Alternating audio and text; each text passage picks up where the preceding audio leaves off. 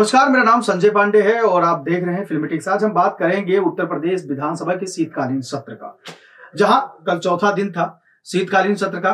और उसके बाद जिस प्रकार से वहां हंगामा बरपा, समय अवधि से पहले ही विधानसभा अध्यक्ष को सतीश महाना को सत्र खत्म करना पड़ा, यानी कि अनिश्चितकालीन के लिए स्थगित करना पड़ा। स्थगित करने के बाद सतीश महाना ने प्रेस कॉन्फ्रेंस आज की थी। उन्होंने कई तरीके के जवाब दिए, उन्होंने बातें कही। उन्होंने कहा कि मैं बहुत ही हतप्रभ हूं, मैं बहुत विचलित हूं, मैं बहुत परेशान हूं कि आखिर में ऐसा क्यों हुआ। सदन चलता ही इसीलिए है कि जनता की बातें जो विधायक होते हैं वो आकर सदन में रखें, जिससे उनको जो उनके क्षेत्र के लिए जरूरी हो, यथासंभव मदद हो, वो सरकार दे। लेकिन कुछ भी इस तरीके से नहीं हुआ। सारे लोग शोरगुल करते रहे, चाहे वो पक्ष के हों चाहे विपक्ष के हों। लेकिन मैं अपने कार्यकाल में ये नहीं चाहता था कि इस तरीके से कार्रवाई चले और इस तरीके से सदन चले।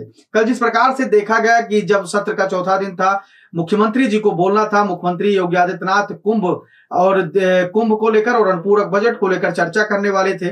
लेकिन उनके चर्चा करने से पहले ही, यानी कि बोलने से पहले ही, समाजवादी पार्टी के जो विधायक थे वो सुबह जब पहुंचे तो अमित शाह के द्वारा दिए गए एक बयान को लेकर वो बाबा भीमराव अंबेडकर की तस्वीर को लेकर विधानसभा पहुंचे और वहीं पर प्रदर्शन करना शुरू कर दिया। और जिनका कहना था साफ तौर पे कि भारतीय जनता पार्टी व गृह मंत्री अमित शाह ने बाबा साहब भीमराव अंबेडकर की अपमान किया है। उन्होंने जो ये कहा है कि अंबेडकर का नाम लेना एक फैशन बन गया है, और अगर आप ज्यादा अंबेडकर से ज्यादा अगर शायद भगवान का नाम लिए होते तो 7 जन्मों तक स्वर्ग मिल जाता।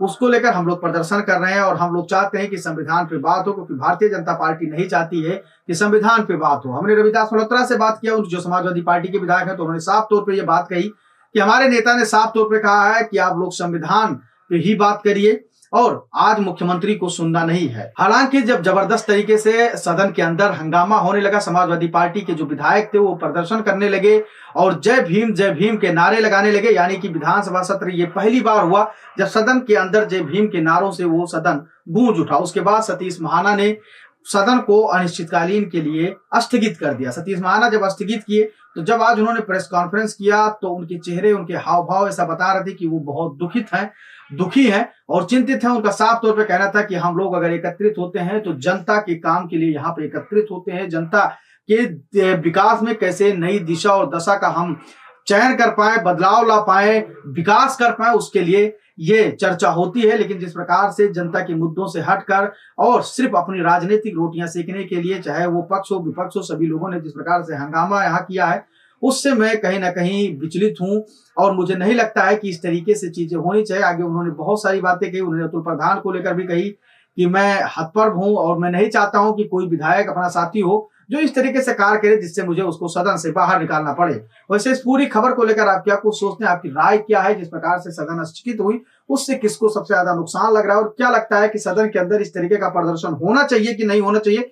क्योंकि कोई भी विधायक होता है वो अपने क्षेत्र की जनता की आवाज बनकर विधानसभा में आता है और आवाज उठाता है और ये भी बताता है कि उसके क्षेत्र में क्या कुछ कमियां रह गई हैं।